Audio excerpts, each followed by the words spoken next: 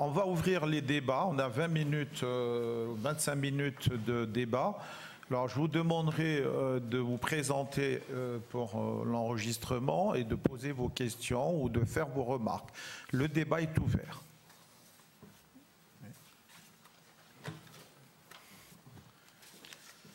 Est-ce qu'on pourra poser des questions nous aussi? Oui, bonjour, mon nom est Jacques Budin et je fais une thèse à Aix-en-Provence sur la colonisation dans la région de Annaba ou de Bonn. Et ma question s'adresse au professeur André Nouchi. Oui. Je voudrais lui demander si toute la description qu'il nous a faite de la crise de 1865-1870, est-ce qu'il ne faut pas la nuancer un peu selon les conditions locales?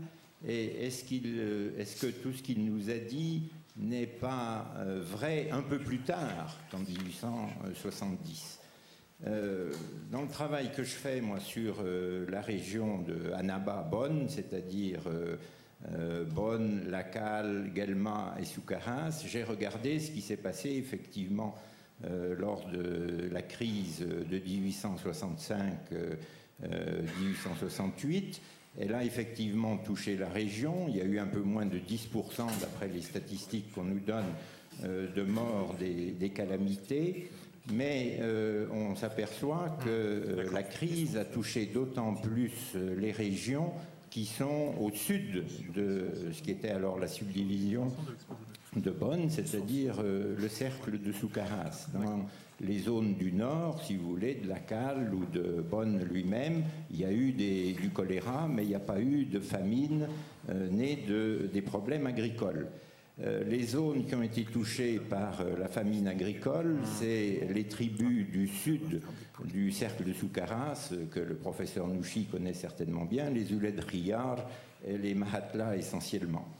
Mais où là, il y a eu 7000 décès sur environ 53 000 populations de ces tribus Ouled Riyar et Mahatla. Dans ces zones, le Senatus Consulte n'avait pas été appliqué en 1870. Il sera appliqué beaucoup plus tard. Il n'y avait pas de terre qui était annexée au domaine et il n'y avait pas de terre qui avait été vendue. Tout était du territoire Arche et il n'y avait pas de liberté des transactions dans cette zone-là. Vous voulez parler de la zone de Annaba ou bien de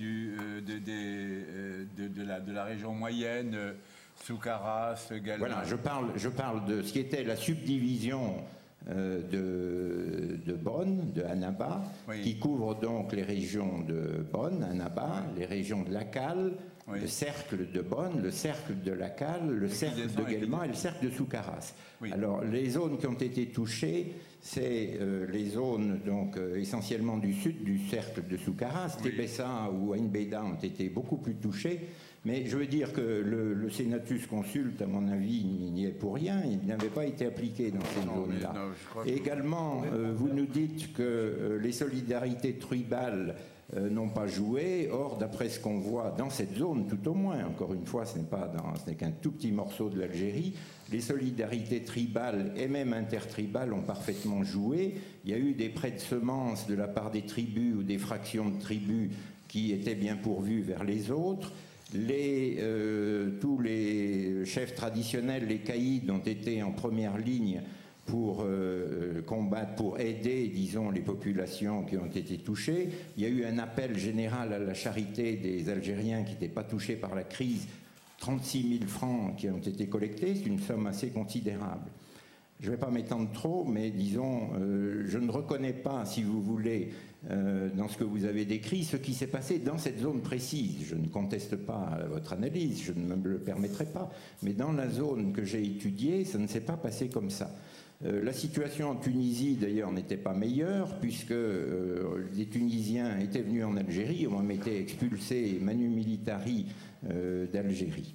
Un dernier mot sur le Senatus Consulte de 1863.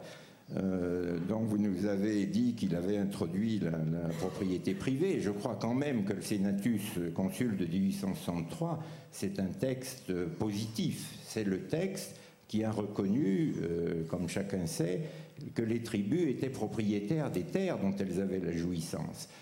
La possibilité de constituer la propriété privée lorsque cela sera possible et opportun, figure dans le Senatus Consul de 1863, mais n'a pas du tout été appliqué encore, à ma connaissance, à aucun endroit de l'Algérie en 1870. C'est bien plus tard, et notamment à la suite de la loi Varnier de 1873, qu'on va constituer dans certains endroits la propriété privée. Mais en tout cas, dans la zone que j'ai étudiée, moi, soit le Senatus Consulte n'était pas encore appliqué, soit on n'avait pas constitué nulle part dans la subdivision de Annaba la propriété privée. Et les transactions foncières en territoire arche, en territoire de tribu, étaient toujours interdites. Tout ce que je viens de dire ne justifie pas la position de l'administration. L'administration était au courant de ce qui allait se passer, avait bien identifié ce qui allait se passer dans la crise, et dès le début de la crise, elle n'a certainement pas pris les mesures qui étaient nécessaires pour résoudre cette crise. Merci. Merci, M. Budin. Je peux lui répondre? Peut-être qu'on va répondre collectivement aux questions. Peut-être qu'il y aura d'autres questions qui vont recouper celle-là. Celle-là, moi je veux bien. Je donne la parole à Madame, là. Oui, donc Fafia Djardem, psychiatre, psychanalyste à Lyon. C'est une remarque que je souhaiterais faire à M. Nouchi. Oui. Alors, vous nous avez dit la colonisation contenait a produit la dissolution, la déségrégation, la révolution dans ses effets négatifs. Attendez, je comprends très mal ce que vous me dites. Dites-moi. Je vais répéter. Oui. Je vais peut-être parler plus fort. Oui, s'il vous plaît, allez-y, oui. Alors, Monsieur Nouchi, vous nous avez dit la colonisation, on pourrait dire toute colonisation, contenait, a produit la dissolution, la déségrégation, la révolution dans ses effets négatifs. Enfin, vous nous avez dit que tout était inscrit dès le début de l'histoire de l'Algérie et donc l'histoire actuelle de l'Algérie, l'état actuel des rapports France-Algérie ne sont donc pas des effets après coup de 100 ans de colonisation. C'est ce que vous nous avez dit. Ah non, moi je n'ai pas parlé des effets actuels. C'est ce que j'ai compris. Vous ne répondez pas, monsieur. Non, je n'ai pas parlé des effets actuels. Notez la question, vous pouvez... Non, pas du tout. En tout cas, notez la question. Oui, c'est ce que j'ai compris et c'est peut-être aussi comment j'ai associé à partir de ce que vous avez dit. Non, excusez-moi. Alors, à ce moment-là, je vous répondrai tout à l'heure. Oui. Alors, vous nous avez dit que c'est inscrit dans tout projet économique et politique capitaliste.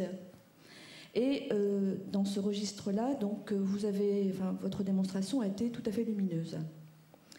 Mais c'est aussi un projet qui suppose un contexte civilisateur. C'est un projet civilisateur qui suppose une hiérarchisation des cultures et des valeurs et qui se base sur un rapport hiérarchisé. Ici, c'était un groupe qui était convaincu, on est dans la conviction, qu'il avait raison et qui était face à un groupe assigné à un statut d'indigène. Alors pourquoi cette remarque? Mais j'ai jamais parlé. Parce que vous nous avez affirmé notre appui, je vous ai senti très avocat de Napoléon III et des Saint-Simoniens, et vous nous avez dit qu'ils étaient de bonne foi, mais pris dans un mouvement.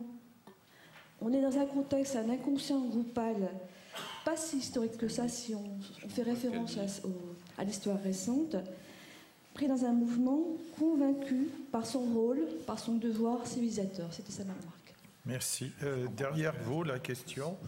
Je ne comprends pas ce qu'elle a dit. Je prends la vôtre et puis M. Nouchi va répondre. Alors, donc, Richard Ayoun, Institut national des langues et civilisations orientales et Université Paris 8. Donc ma question s'adresse à Mme Guéchy en ce qui concerne les Juifs de Constantine. Alors, les Juifs de Constantine ont-ils collaboré avec les musulmans contre l'occupation française dans les années 1830? Pourquoi cette question? Parce que des historiens disent que les Juifs ont collaboré avec des Français à Constantine et d'autres avec les musulmans.